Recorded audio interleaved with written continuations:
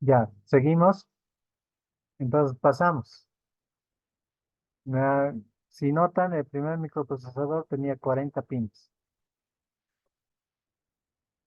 ¿Qué nos dice acá? La CPU es la unidad central de procesamiento, lo que vimos hace un momento. Es un componente de hardware, ¿no? Como vimos, el microprocesador, hardware, ¿no? Se puede tocar. Las computadoras, servidores. Los servidores, hay servidores web, digamos, ¿no? Los más conocidos. Y otros dispositivos inteligentes convierten los datos en señales digitales. Tienen internamente entonces convertidores de análogo a digital y realizan operaciones matemáticas en ellos. Una vez que codifican la señal a digital, realizan operaciones matemáticas, ¿no? La CPU es el componente principal que procesa las señales y hace posible la computación. Hace posible la computación. ¿Qué es computación? El cómputo de datos, ¿no? El cómputo, o sea, las operaciones. Actúa como el cerebro, es decir, que éste está haciendo todas las operaciones necesarias para tener una tarea. Obtiene instrucciones de la memoria. Obviamente, aquí ya se ha puesto una memoria, ¿no? Con la que va a obtener las instrucciones. Estas instrucciones están predefinidas ya. Realiza las tareas necesarias, todo el proceso, y envía la salida a la memoria. ¿Ya? Notan qué hace. Realiza un proceso, tiene una salida, o sea, ya tiene un resultado y eso lo manda a la memoria. Maneja todo tipo de tareas necesarias para que el sistema operativo y las aplicaciones se ejecuten. Ya estamos entrándonos a un microprocesador ya de computadora, ¿no? Viendo el 8088, se ha ido mejorando. Dice, las primeras computadoras utilizaban tubos de vacío para realizar las tareas de procesamiento. Así como yo les dije que inicialmente los transistores utilizaban tubos de vacío, ¿no? El amplificador operacional utilizaba dos tubos de vacío. Y así como utilizaban anteriormente tubos de vacío para realizar las tareas, igual las primeras computadoras utilizaban tubos de vacío. Y el 8088 es el primer microprocesador que ingresa, ¿no? A la computadora IBM y ya realiza tareas, pero sin gastar tanto, ¿no? Y dice, las máquinas como la ENIAC y la UNIVAC eran grandes y voluminosas, ¿no? Incluso hay películas que muestran, ¿no? Que eran grandes, tamaño de una habitación, dice. Consumían mucha energía y generaban mucho calor. Al tener tubos de vacío, estos tubos de vacío para activarse necesitaban de alta tensión y producían un calor y esto se reflejaba en un resultado. Por eso consumía mucha energía y generaba mucho calor. Entonces, al generar mucho calor, se disipaba la energía, ¿no es? Pero ese calor se podía causar daño. Tenías que poner sistemas de refrigeración para evitar ese calor o ventiladores, ¿no? Ahí teníamos reflejado la pérdida de energía. La invención de los transistores, cuando ya llegan los transistores, los pequeñitos, revolucionó la tecnología de las CPUs, ¿no? Ya hicieron con transistores. Mismo caso, ¿no? De lo que hicieron con amplificadores operacionales. Estos reemplazaron los tubos de vacío e hicieron que las computadoras fueran más pequeñas, confiables y eficientes desde el punto de vista energético. Obviamente ya no había esa disipación de energía en calor, ¿no? Ya no era mucho. Había, pero no en gran cantidad. Las CPU se hicieron incluso más pequeñas y rápidas, o sea que la unidad central de proceso se hizo más pequeña, más rápida. Vimos el ejemplo del amplificador operacional que entraba en la cabeza de un alfiler, ¿no? Entonces, eh, si esos han crecido así, los procesadores igual han ido creciendo. Lo que, bueno, no creciendo, sino han ido creciendo en tecnología y reduciendo en tamaño. Lo que llevó a la aparición de los microprocesadores. Ahí tenemos a los microprocesadores. Y de ahí viene la palabra micro, ¿no? Que es 1 millón de veces. más pequeño. Seguimos con la teoría de microprocesadores y podemos seguir mencionando algunos detalles más. ¿Qué nos dice? Estos combinaron dice, toda la unidad central de proceso en un solo chip. Ya vimos eso de que se combinó en un solo chip, ¿no? De un circuito integrado que era el 8088. Lo que hizo que las computadoras fueran más accesibles. Hemos incluso, con esto se ha abaratado los costos, ¿no? Si uno antes quería tener una computadora y digamos era alguien económicamente sustentable, ha podido adquirir una computadora con tubos al vacío o con transistores, ¿no? Pero al tener ya computadoras con microprocesadores, ya han sido más accesibles y aquellos que no tenían los recursos económicos necesarios, al abaratar estos costos, se ha podido llegar a ese tipo de usuarios, ¿no? Y dice, y condujo al desarrollo de las computadoras personales. Anteriormente se tenía una computadora que lo utilizaban varios, ¿no? Para realizar diferentes operaciones. Pero al ya utilizar microprocesadores, ya se ha hecho el uso más personal, ¿no? Primero, las CPUs podían manejar de 16 a 32 bits de datos. Entonces nos dice que las primeras CPUs manejaban de 16 a 32 bits. Pese a que las anteriores, o sea, se ha mencionado que se tenía de 8 bits, ¿no? Pero estos ya manejaban 16 a 32 bits de datos. A principios de la década del 2000 surgieron las CPUs de 64 bits, ¿no? Y desde los 64 bits, incluso algunos hablan, ¿no? ¿Tu sistema operativo de cuántos bits es? Es de 32 bits. El otro dice, no, es de 64. Y yo tengo un programa, digamos, tengo pongámosle, tengo el Nitro Pro, que corre a 32 bits. Y cuando yo quiero instalar un sistema de 64 bits, no va a dar, ¿no? Entonces, ha habido ya esa separación referente a los bits, ¿no? Que permitían un direccionamiento de memoria más grande y admitían un procesamiento de datos más extenso. Al aumentar, es como decir, aumentar las filas de muestreo, mis datos eran más extensos, ¿no? Podía almacenar más información, más frecuencia de muestreo. A medida que aumentó la tecnología, también pasó lo mismo con el rendimiento de la CPU, de un solo núcleo a varios núcleos, para integrar estos en un solo chip.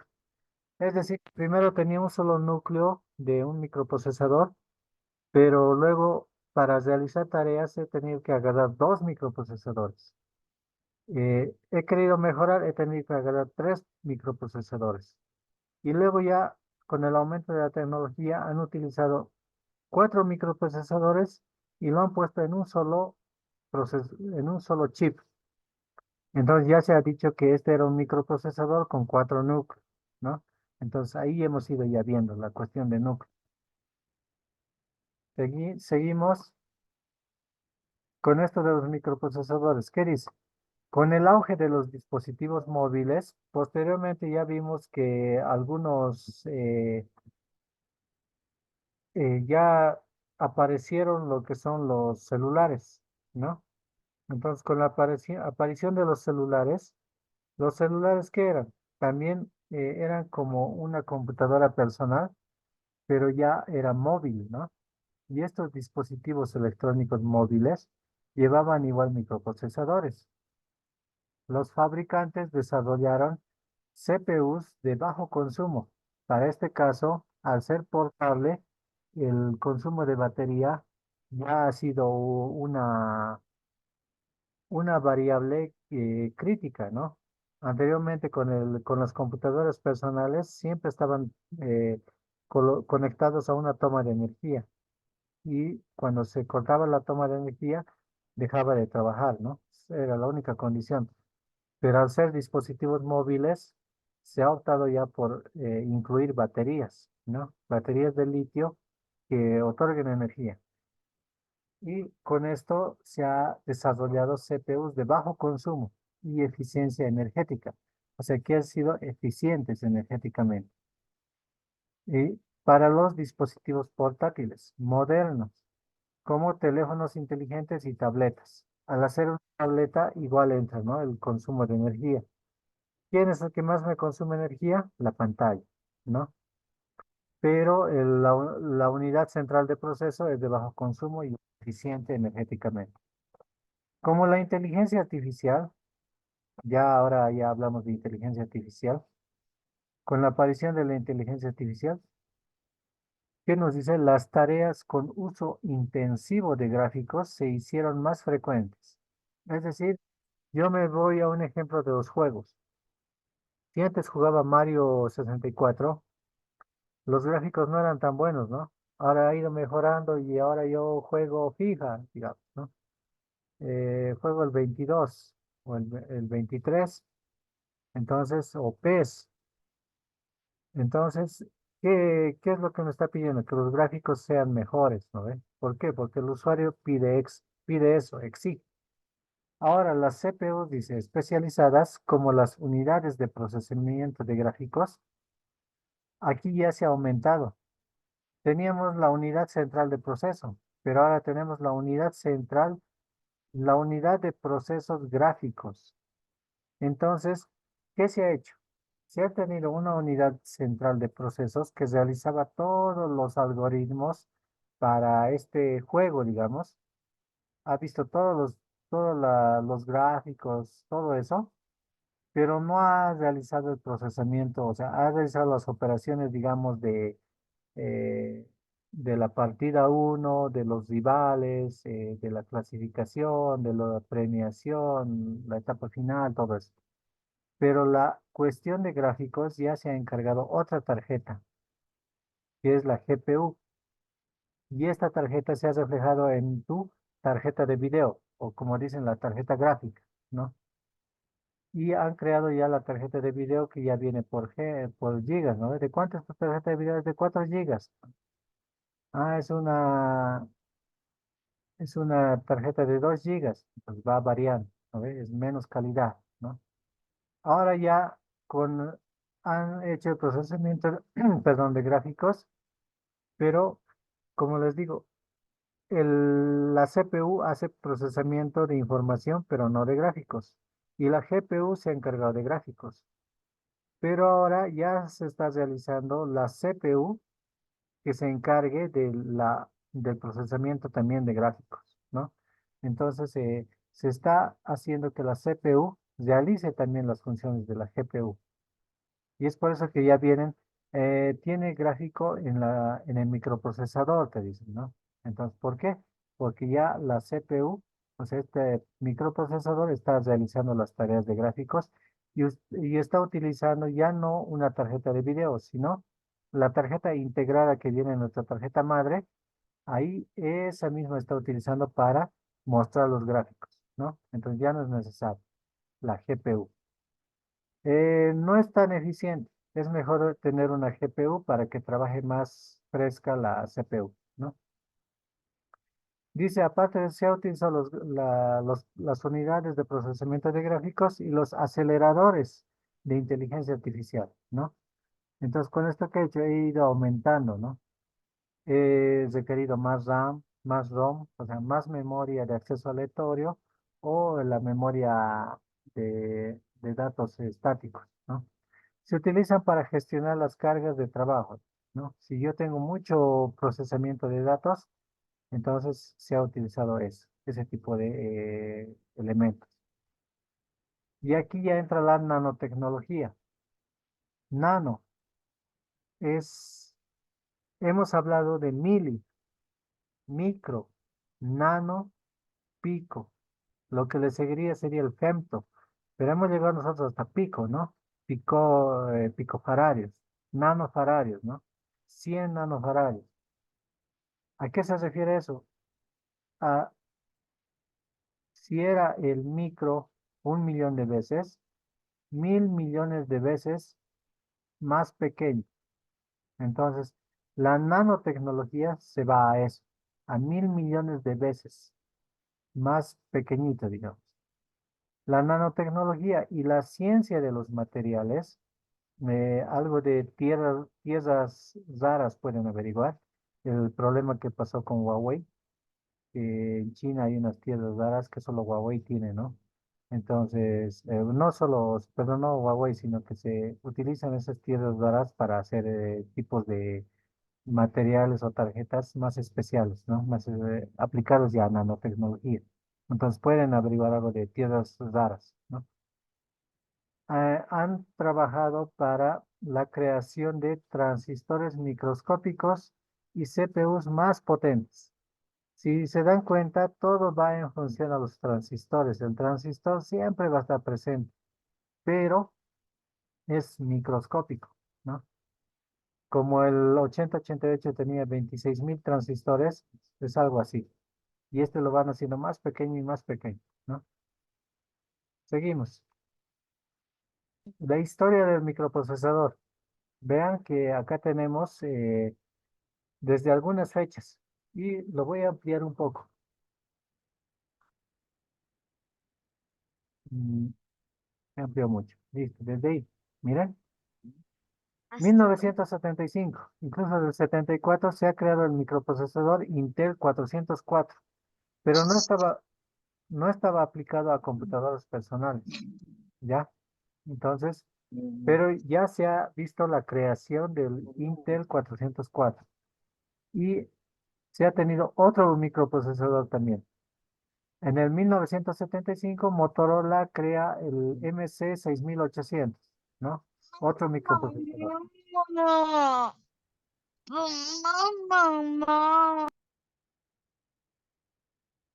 Ya seguimos. En el 1978 se ha tenido un microcontrolador que ha sido un poco más desarrollado. Enseguida vamos a ver los microcontroladores. En el 1980 Motorola crea el 68020, otro microprocesador, ¿no? En el 85 ya tenemos ya ha ingresado en esta época lo que son el 8088 con el IBM, pero Intel ha seguido y ha manejado la 386 en el 85, el microprocesador 386. Y gracias a este microprocesador 386 es que se le ha puesto a la computadora ese código. Yo tenía una máquina, digamos, la 386, luego ha aparecido la 486, la 586, así. ¿De qué dependía eso? Del microprocesador que utilizaba, ¿no? Entonces Intel ha ido desarrollando, ¿no? En el 91 ya tengo otro tipo de la 486 de Intel también. En el 93 ya me ha salido la Pentium, ¿no? Aquí ya va una lógica, miren. Si yo hablo de que tengo un microprocesador 486 y quiero crear la 586, obviamente puedo ir creciendo 486, 586, así. Pero para este caso ya no han hablado de 586, sino han utilizado este término penta, que significa 5, ¿no ve? Penta. Y ya han puesto este nombre que es Pentium, que sería un equivalente a una 586. Y desde ahí nace la Pentium. Seguimos y Motorola ha seguido creando algunos y la Dragon Ball ha creado. En el 97 ya se ha lanzado la Pentium 2 y si notan Intel ha sido más o menos la pionera en crear, ¿no? La Pentium 2 es como decir la 5.2, digamos, ¿no? La Pentium 2. Luego tenemos la Pentium 4. Después no podíamos poner Pentium 5, ¿no? No daba a crear la Pentium 5, porque estoy hablando 5.5. No es ilógico, ¿no? Al decir 5.5, Pentium 5, ¿no? Hasta Pentium 4, y luego se ha venido la Pentium M, y luego ya la Core 2. En vez de decir 5.5, ya le han puesto Core, ¿no? Y este Core 2 ya ha hablado, ahí ha entrado la cuestión de núcleos. Los núcleos han tenido mucho que ver en este desarrollo de los microprocesadores. AMD ya ha ingresado en el 2000, es una empresa estadounidense que ha querido hacer competencia a Intel y ha creado la Athlon, ¿no? Un procesador Athlon en el 2000. Intel ya les dije que creó la Pentium M.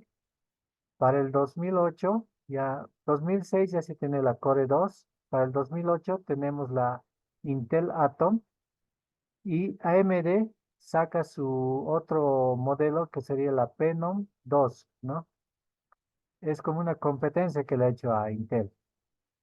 Entre Intel y AMD ya estaban más o menos abarcando el mercado de microprocesadores. Luego en el 2011 sale la AMD Fusion. AMD ya saca su modelo Fusion, ¿no? Y ya nos vamos hasta el 2015 más o menos. Eso tenemos como historia. Ay, perdón, perdón. ¿Dónde estoy? Aquí. Como historia, ¿no? Continuando con la historia, mm, vamos al 2009. AMD crea la Phenom 2, ¿no? Y es de los 65 nanómetros a los 45 nanómetros, o sea, va reduciendo el tamaño, ¿no? Y en ese mismo 2009, Intel crea la Core i7. Miren, va sacando Core 2, Core, ¿no? Luego saca la i3, i5, i7, que representa el cambio de arquitectura más grande en la familia de microprocesadores Intel por 86, dice, x86, desde la Pentium Pro, ¿no? En el 2010, ¿qué tenemos? O sea, la i7 ahí, ¿no ve? Pero la i3 y 5 se van reflejadas en el 2010 también. AMD, ¿qué saca? Su modelo AMD FX. Es una serie de microprocesadores de gama alta hecha por AMD para computadoras personales. Ah, entonces ellos no han querido quedarse solo con microprocesadores para computadoras de escritorio, han apuntado a computadoras personales, a laptops, ¿no? Lo que conocemos como laptops. En ese 2010, Intel crea la i3, ¿no? Es una línea de microprocesadores Intel para la gama de entrada. La primera generación fue fabricada con 32 nanómetros. En el 2010 también tenemos la i5, se caracteriza por un precio asequible y prestaciones decentes, ¿no? Es un poquito que han abaratado los costos, ¿no? En el 2011, 2013, aquí tenemos el Core, ¿no? Intel Core. 16, 17 ya, también por el 16, 17 ya se ha creado la Ryzen. AMD sigue con su modelo Ryzen, ¿no? Ryzen 5, Ryzen 7. Es una línea de microprocesadores de la empresa AMD. En el 17, este dato del 9 está mal, ¿no? En el 17 ya sale la i9, ¿no? Para competir con el Ryzen. Acá tenemos en el 11, 13 que ha salido la i7. Luego sacan la Ryzen. Y luego Intel saca la i9, ¿no? Para competir con la Ryzen de AMD. Y con esto Intel coloca en el mercado el poderoso i9, ¿no? Y ya van variando las generaciones. Novena generación, décima, onceava, actualmente la doceava generación, ¿no? Y si van al mercado, buscan una i7 de décima generación o de octava generación, no existen. i7 de sexta, de octava, de novena. I7 es a partir de onceava generación van a encontrar. Y lo que le seguiría i9 miren, novena generación hasta doceava generación, ¿no? Entonces van cambiando. Los microprocesadores, en cuanto a la cuestión de marcas, ¿qué tenemos? Tenemos un microprocesador Intel, ¿no? Seguimos con un poco de la historia y dijimos que teníamos la Pentium con un solo núcleo. Aquí ya hablamos de núcleos. Miren, un solo núcleo, la Pentium. La Celeron, una gama baja para trabajos con poca carga. Es lo mismo, pero está hecho ya para trabajos no tan pesados, digamos, operaciones que no necesitan mucho uso del procesador. Posteriormente tenemos la Core 2 Duo. Cuenta con más de un núcleo. ¿Notan? Aquí a la cuestión de núcleos afecta también en el nombre. Cuenta con más de un núcleo. Hay modelos que disponen de hasta 8 núcleos para llevar a cabo el multitasking. ¿Qué se refiere multitasking? Tasking. multitarea, ¿no? Entonces, con estos 8 núcleos ya puede hacer multitarea, o sea, varias tareas a la vez, ¿no? Eh, entonces, diríamos que en el caso de la Pentium y la Celeron, realizaba una tarea a la vez, ¿no? Entonces, eso hacía que sea más lento el trabajo. Y al tener varios núcleos, realizaba multitarea. El Centrino y Pentium M son usados en laptops, ¿no? Computadoras personales y se caracterizan por su gran versatilidad. ¿Por qué se caracterizan? Como la historia de los celulares que bajaban en costos, o sea, no, perdón, en consumo energético, estos también han ido más o menos por ese camino, ¿no?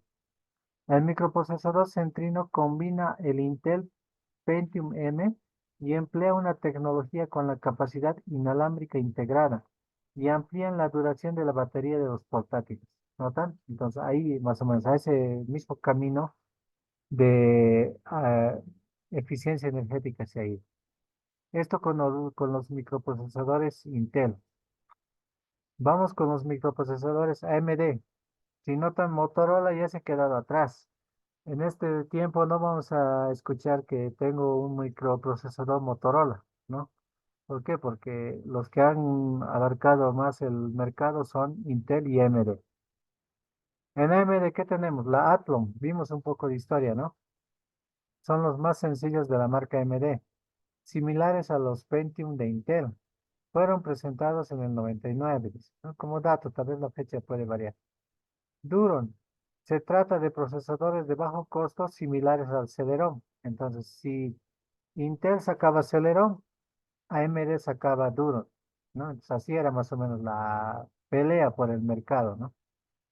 Athlon 64 bits son los mejores microprocesadores de la marca. Estos están diseñados para trabajar con Windows de 64 bits, ¿no? Entonces, ahí ya es donde ha corrido el Windows, la versión de 64 bits. Se trata de un microprocesador de octava generación que emplea una tecnología para ejecutar aplicaciones de 32 bits. Entonces, octava generación y tiene una tecnología que ejecuta aplicaciones de 32 bits, pero también corre 64 bits. Sempron, este reemplaza al Duron, al Celeron, digamos, ¿no? Y su competidor principal es el Celeron de la marca Intel y cuenta con un total de 2 núcleos. O sea, si notan, el Pentium y Celeron tenían un solo núcleo. Y AMD saca el Sempron, que reemplaza al Duron, pero ya lleva 2 núcleos, ¿no? Y a esto iría el Core 2, que ya lleva más de un núcleo, hasta 8 núcleos, ¿no? Dependiendo del Core 2, Core 4, ¿no? Pero el Sempron ya lleva 2 núcleos. Turion. Se trata de una versión de bajo consumo del procesador Athlon de 64. Está destinado a portátiles.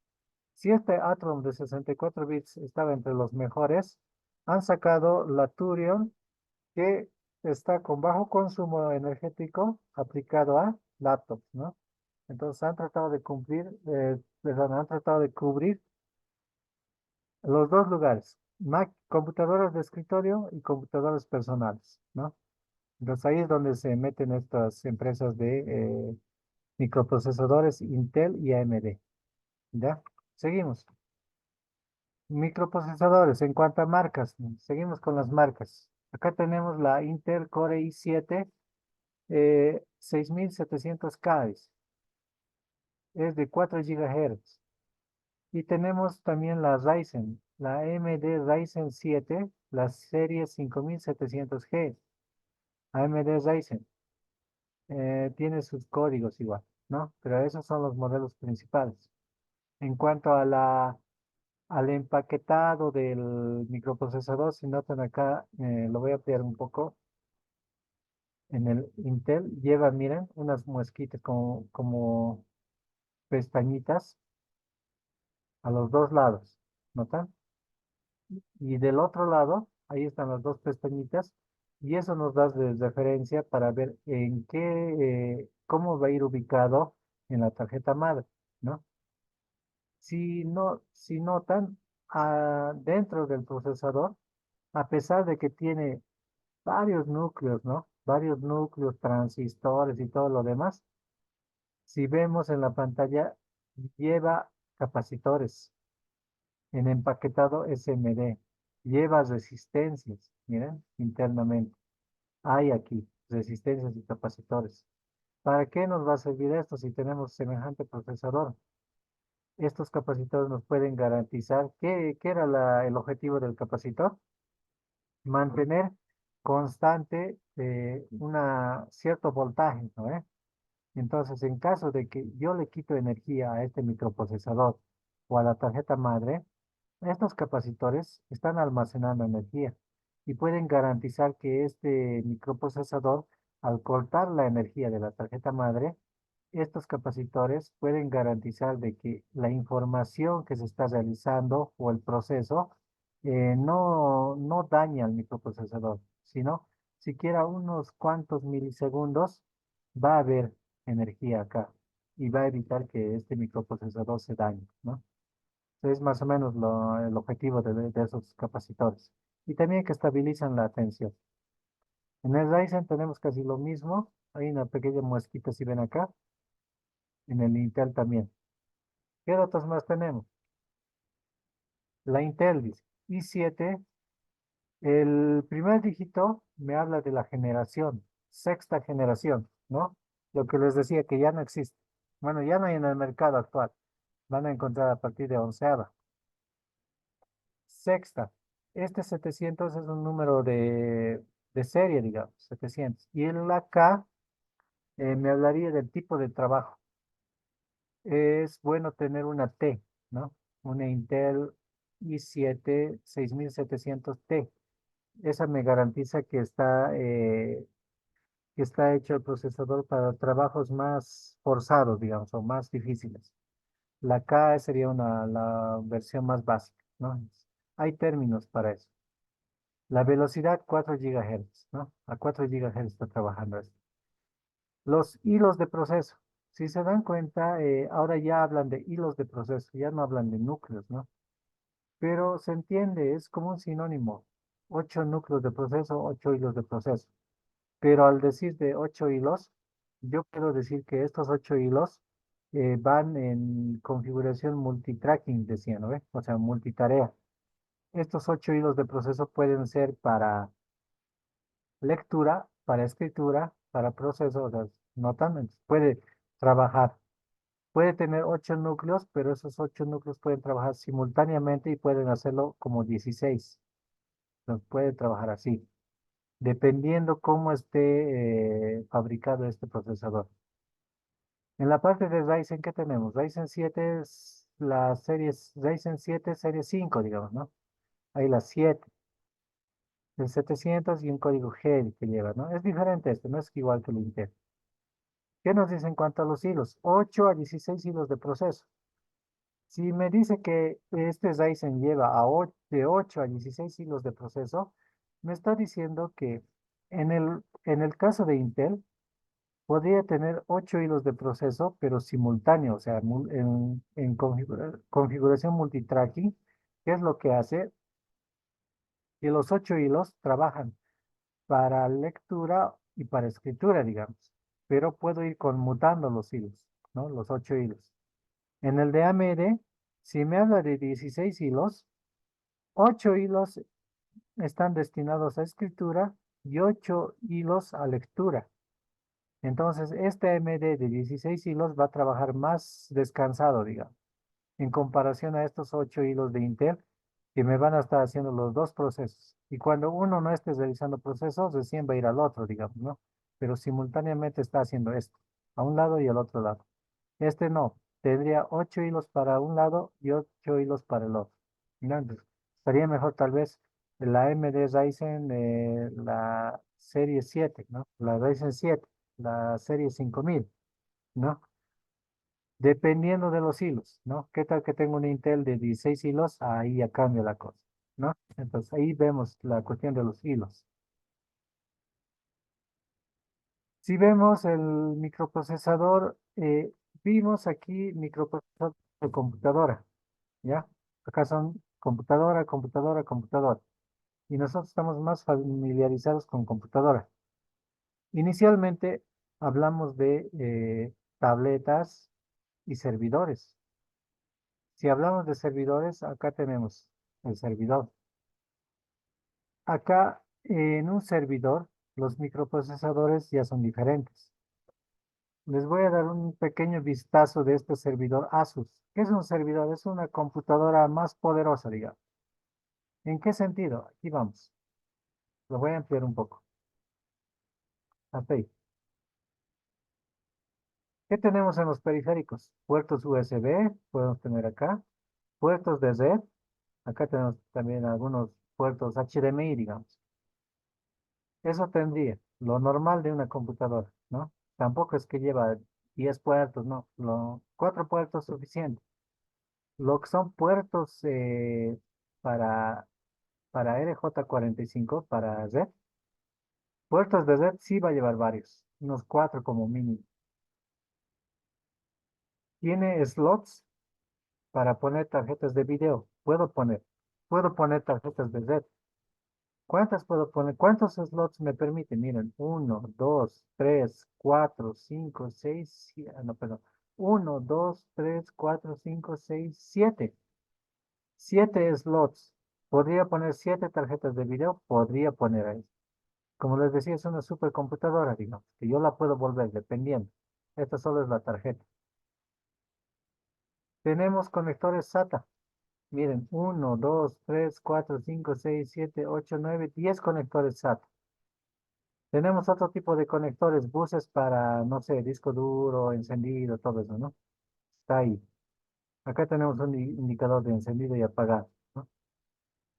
Tenemos una tarjetita que en este caso sería la que está haciendo el proceso de los discos duros. En este caso, los servidores manejan un disco duro, digamos, en el slot 0, luego viene el slot 1, así, ¿no? Si tengo acá información en este conector, en el SATA 0, ahí voy a cargar, perdón, todo mi sistema. Y en el 2, perdón, en el SATA 0, en el SATA 1, ya puedo cargar mi respaldo, otro disco duro con respaldo. Y si estoy haciendo correr en el SATA 0 y por algún motivo se me arruina el disco duro, esta etapa de Workstation es como una estación de trabajo, va a hacer que la información que estaba en este disco duro, si se me arruina, va a pasar a este otro disco duro inmediatamente y va a seguir trabajando.